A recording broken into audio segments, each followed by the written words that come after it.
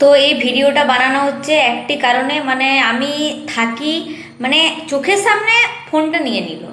মানে আমি কোন জায়গায় থাকি আমি সেটা বুঝতে পারছি না।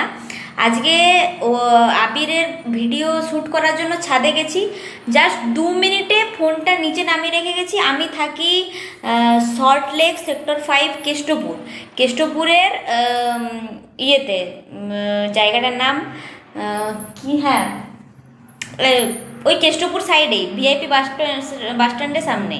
ঠিক আছে, এখানে মানে এত চোর, মানে 2 মিনিটে ফোনটা চুরি করে নিল।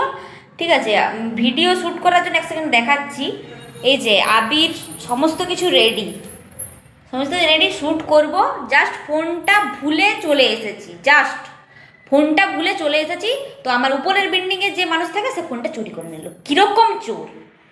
হ্যাঁ, এত বাজে জায়গা।